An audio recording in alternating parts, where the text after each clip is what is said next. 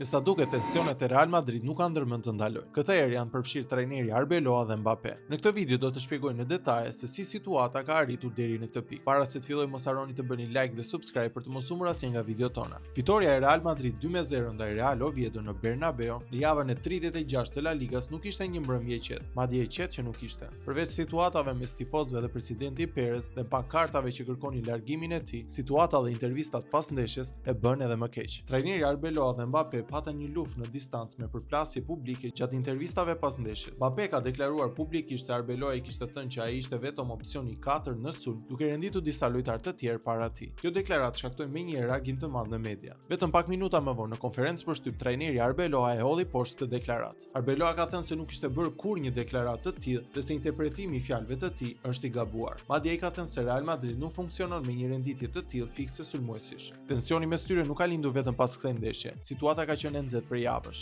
Një nga momentet më të përfolura ishte mungesa e Mbappé në El Clasico. Ai nuk u aktivizua për shkak të një problemi fizik, por raportimet sugjerojnë se ai nuk ishte i kënaqur me vendimin e stafit teknik dhe mënyrën si u menaxhua situata në stërvitje. Sipas disa mediave, Mbappé kishte shpresuar se do të ishte titullar në El Clasico, por kur kuptoi se nuk do ta niste ndeshjen nga fillimi, u krijua një situatë e tensionuar brenda grupit. Një tjetër episod që ka shtuar polemikat ishte edhe udhtimi i tij në Itali gjatë periudhës së rikuperimit. Ky veprim i francezit nuk u prit fare mirë nga tifozët dhe stafi teknik, të cilët e panë si mungesë përkushtimi në një moment të rëndësishëm të sezonit. Situata u përkeqësua edhe më shumë në Bernabeu, ku tifozët reaguan me vërshëllima të forta ndaj Mbappé kur ai u aktivizua si zëvendësues. Atmosfera u bë menjëherë e tensionuar dhe presioni mbi lojtarin u rit ndjeshëm. Nga ana tjetër, Arbeloa ka tentuar të ulë tensionet, duke sqaruar se vendimet e tij janë thjesht të bazuara në gjendjen fizike të lojtarit dhe nevojat e skuadrës. Ai ka theksuar se Mbappé nuk kishte qenë në 100% e formës së tij gjatë stërvitjeve para ndeshjes. Megjithatë, situata mes tyre ka marrë shumë vëmendje nga mediat. Tani mbetet për tu parë nëse kjo përplasje do të zgjidhet brenda dhomave të zhveshjes apo do të vazhdojë të thellohet edhe më tej në javët e fundit të sezonit. Cili është komenti juaj rreth kësaj situate? Komentoni më poshtë. Gjithashtu mos harroni të bëni like dhe subscribe për të mos humbur asnjë nga videot tona.